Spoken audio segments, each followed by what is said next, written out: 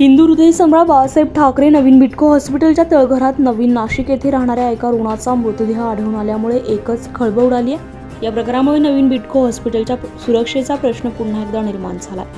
भाजी विक्री करणारा आकाश किरण काळे वय वर्ष 26 राहणारा लेखानगर इंदिरा गांधी वसाहत नवीन नाशिक असं या रुग्णाचं नाव असून त्याला पोटामध्ये त्रास होत असल्यामुळे 10 एप्रिल रोजी पावणे 11 वाजेच्या सुमारास उपचारासाठी नवीन बिटको हॉस्पिटलमध्ये दाखल करण्यात आलं।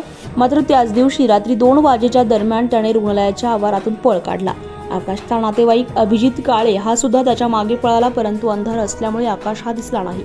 त्याने तेथील सुरक्षा रक्षकांना शोधण्यास सांगितलं, परंतु ते आमचे काम नाही असं उत्तर सुरक्षा रक्षकांनी दिलं।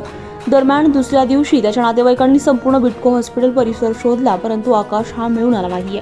नातेवाईकांनी नाशिक रोड पोलीस ठाण्यामध्ये हरवल्याची तक्रार दाखल केली। बिटको हॉस्पिटलच्या सीसीटीव्ही मध्ये आकाश हा पळताना दिसतोय, बाकी इतर सीसीटीव्ही मध्ये आकाश दिसला नाही। परंतु शुक्रवारी 12 एप्रिल रोजी सायंकाळी सुरक्षा रक्षकांना हॉस्पिटलच्या तळघरात आकाशचा मृतदेह मिळून आल्यामुळे एकच खळबळ उडाली आहे। नातेवाईकांनी याबाबत हॉस्पिटलमध्ये मृतदेह मिळण्याची चर्चा ऐकली आणि ते तळघरात गेल्यावर त्यांना आकाशाचा मृतदेह दिसला। ही घटना उघडकीस आल्यानंतर रुग्णालयामध्ये एकच गोंधळ उडालाय। ही घटना नाशिक रोड पोलिसांना समजताच वरिष्ठ पोलीस निरीक्षक रामदास शेळके, सहाय्यक पोलीस निरीक्षक सुखदेव काळे त्यांच्या सहकाऱ्यांनी घटनास्थळी तातडीने येऊन चौकशी केली। दरम्यान हा रुग्ण रुग्णालयातून बाहेर जात असताना ऑडमध्ये उपस्थित असलेल्या डॉक्टर किंवा नर्स तसेच इतर कर्मचाऱ्यांचे लक्षण होते का, त्याप्रमाणेच हॉस्पिटलमध्ये मोठ्या प्रमाणात खासगी सुरक्षा आहे, हे सुरक्षा कर्मचारी झोपा काढत होते का असा सवाल आता नागरिकांमधून आणि इतर रुग्णांच्या नातेवाईकांनी उपस्थित केलाय। या प्रकारामुळे बिटको हॉस्पिटलच्या सुरक्षेचा प्रश्न पुन्हा एकदा ऐरणीवर आलाय।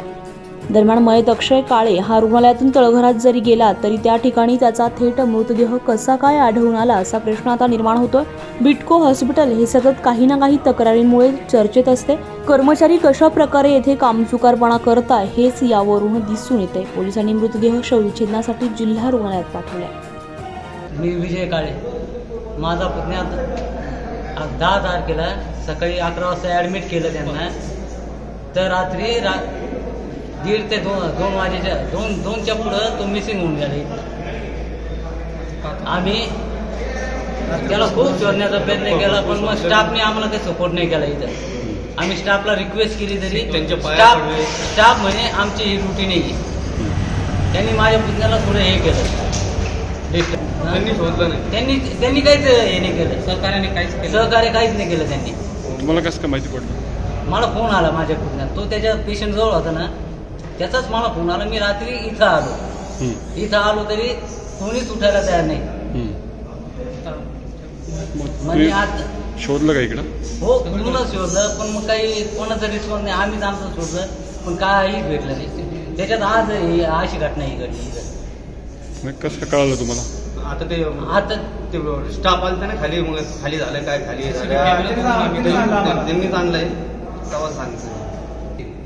ते सांगा, ते स्टाफनी निष्काळजीपणा दाखवला। स्टाफचा पूर्णपणे निष्काळजीपणा आहे, त्यांनी आम्हाला सहकार्य केलंच नाही। सुभाष काळे, आता म्हणजे आम्ही 10 तारखेला इथं ॲडमिट केलं होतं 11:30 ते 12 वाजता त्या दरम्यान ॲडमिट केलं होतं। मग रात्री आम्हाला असं कळालं तर तुमचं आमचा भाऊ फोन केला आम्हाला भावानी, मग त्यांनी आम्हाला सांगितलं आपलं आकाश तर काय दिसत नाही इथं। मग आम्ही बोललो मग कुठं गेलाय, मग आम्ही रात्रीच आलो इथं शोधायला। आम्ही पूर्ण शोधलं इथं आणि जर खाली आलो तर खाली लाईट बंद। आम्हाला आता त्यांना रिक्वेस्ट केला आम्ही दुसऱ्या दिवशी किती 11:30ला कंप्लेंट दिली पोलीस स्टेशनला, नाशिक रोड पोलीस स्टेशनला कंप्लेंट दिली। त्याच्यानंतर मग आम्हाला हे केलं, तो कॅमेरा चेक करायला लावलं, NC घेतली, तिथून आम्ही कॅमेरा चेक करायची, NC दिली, इथं दिल्याच्यानंतर आम्हाला अर्धा तासाचं क्लिप दाखवलं त्यांनी। फक्त तो वॉर्डमधून निघताना तेवढंच क्लिप आम्हाला भेटली ती, बाकीचं नंतर खाली कुठं शोधतोय खालची क्लिप आम्हाला भेटली नाही। 3 दिवसापासून आम्ही इथं रोजचे इथंच मुक्काम धरून आहे।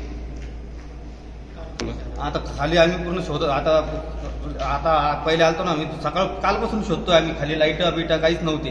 आता त्यांना असं कळालं तर मग त्यांनी लाईट चालू केले, लाईट आता चालू केलेत। मग आता त्यांचं चर्चा चालू झाली इथं, आता खाली एक असं बॉडी भेटून राहिली। त्याच्यानंतर मग ते आले ते सगळे पहिले इथं बघायला, मग नंतर आम्हाला तिथं कळालं म्हणून आम्ही पळत आलो खाली। मग तेव्हा आम्हाला भेटला तेव्हा आमचा भाऊ। उत्तर महाराष्ट्र लाईव्हसाठी प्रवीण कुलथे, नाशिक रोड.